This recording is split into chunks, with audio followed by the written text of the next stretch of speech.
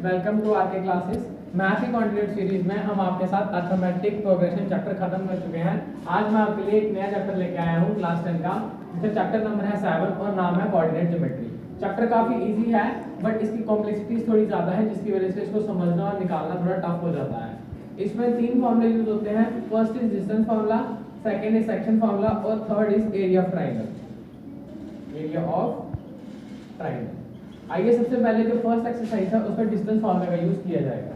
Distance formula होता है √x2 - x1 + y2 - y1 का होल स्क्वायर। अब क्वेश्चन अराइज होता है कि x2 - x1 क्या है और y2 - y1 क्या है। ये चीजें जब हम क्वेश्चन डिस्कस करेंगे आपको आइडेंटिफाई हो जाएगा कि x2 की जगह पे क्या लिखना है और y2 की जगह पे क्या लिखना है। Second formula is section formula, जिसमें आता है m1 के साथ x2 + m2 के साथ x1 divided by m1 + m2, और दूसरा कोऑर्डिनेट y का होता है m1 के साथ y2, m2 के साथ y1, नीचे m1 + m2। जब हम इनके क्वेश्चन डिस्कस करेंगे तब m1 और m2 भी आपको आइडेंटिफाई इजीली हो जाएगा। आप सबसे एक ही रिक्वेस्ट है, इस सीरीज को कंटिन्यूअसली वॉच कीजिए ताकि कोई भी सेट छूटे ना और कोई भी कांसेप्ट आपसे छूटे ना, क्योंकि चैप्टर इजी है बट थोड़ा कॉम्प्लेक्स है। जैसा कि हमने फॉर्मूला आपके साथ डिस्कस कर लिया है, अब बुक के क्वेश्चन पे आते हैं। जैसे क्वेश्चन नंबर 1 लिखा हुआ है एक्सरसाइज 7.1 का, फाइंड द डिस्टेंस, और यहाँ दो ब्रैकेट्स में दो वैल्यूज बन रहा है, एक दिया हुआ 2 और 3 और एक दिया 4 और 1। अब हमने इसी में से आइडेंटिफाई करना है कि x1 और y1 क्या होता है। जो फर्स्ट ग्रुप होता है ये होता है x1 और y1 का, जो सेकंड होता है ये होता है x2 और y2 का। लिखने का तरीका, here x1 = 2, y1 = 3, x2 = 4, y2 = 1। फिर करना है हमने using distance formula. d = under जैसा हमने फॉर्मूला क्या सीखा है, x2 - x1 का whole square plus y2 - y1 का होल स्क्वायर। अगर कभी भूल जाए तो नीचे से ऊपर माइनस किया जाता है। वैल्यू प्लेस करते हैं, x2 की जगह पे क्या आएगा 4 - 2 का होल स्क्वायर प्लस 1 - 3 का होल स्क्वायर। इसे फर्दर कंटिन्यू करेंगे। 4 में से 2 कट रहा है तो 2 का होल स्क्वायर, और यहाँ कट रहा है तो -2 का whole square. Distance = 2 × 2 that is 4, 2 × 2 that is 4। Distance =√8। इसे यहाँ तक भी रख सकते हैं और एक फर्दर पॉइंट भी आगे ऐड ऑन किया जा सकता है।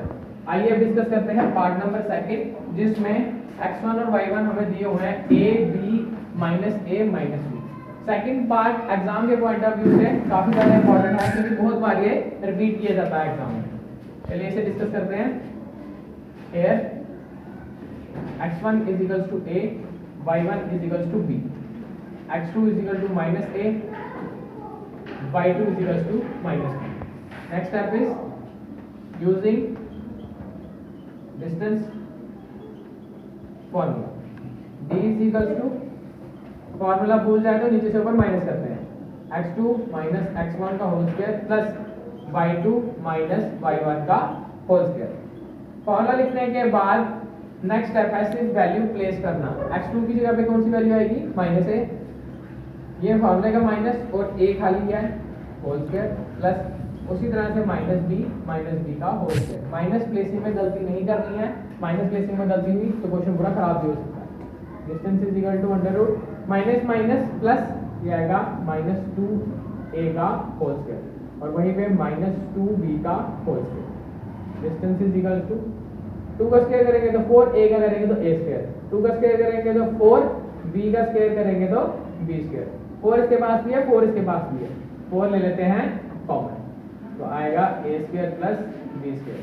4 किसका रूट होता है 2 का, तो 2 बाहर, a square plus b square. ये second part exam point of view से इंपॉर्टेंट है, इसलिए इस पे स्पेशली ध्यान देना है।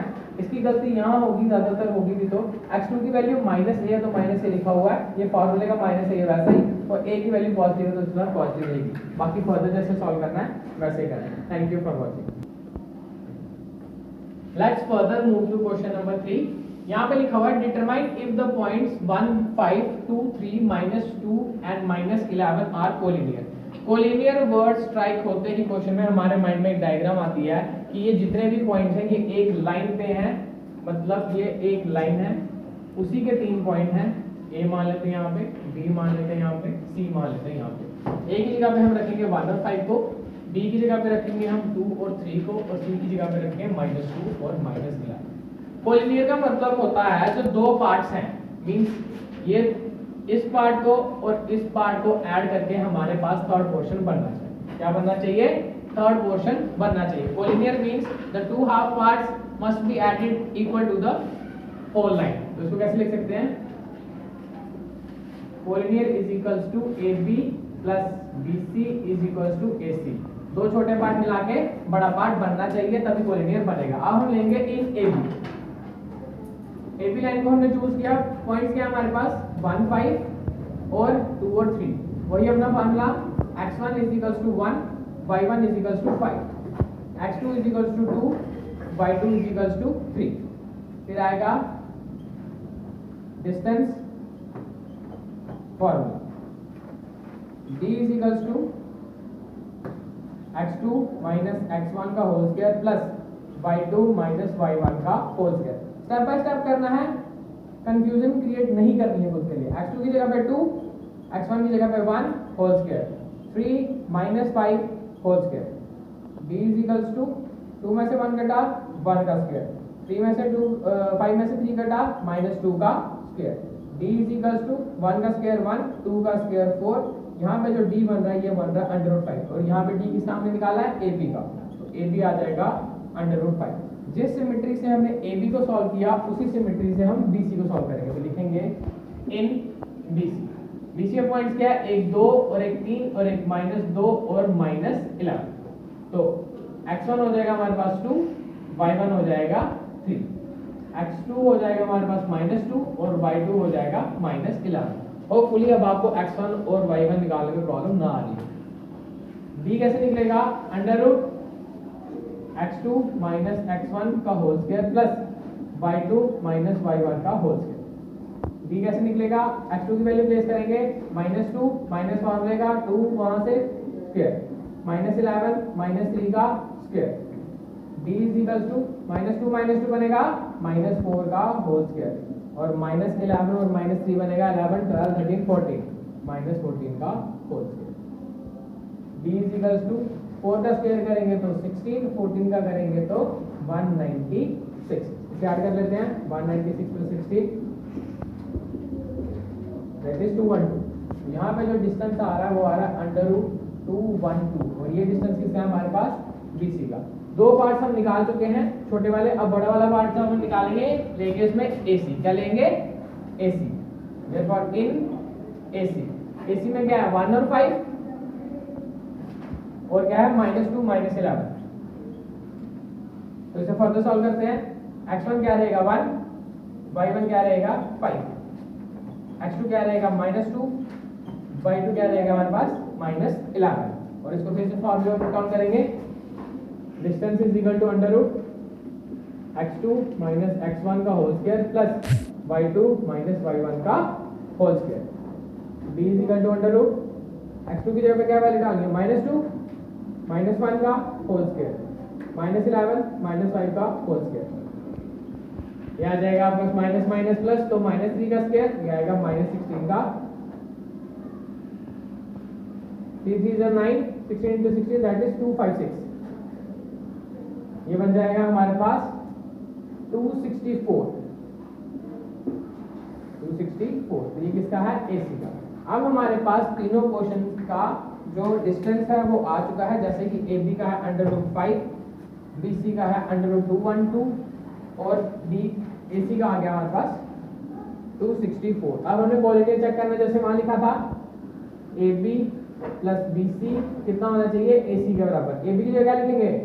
√5, इसकी क्या लिखेंगे? √212, और इसकी जगह क्या लिखेंगे? √264। इन दोनों का जब ऐड ऑन कर रहे हैं ये बन रहा है √217, और इस तरफ आ रहा है √264। आइडेंटिकल है कि ये दोनों इक्वल नहीं आए हैं, तो in conclusion these points are not collinear.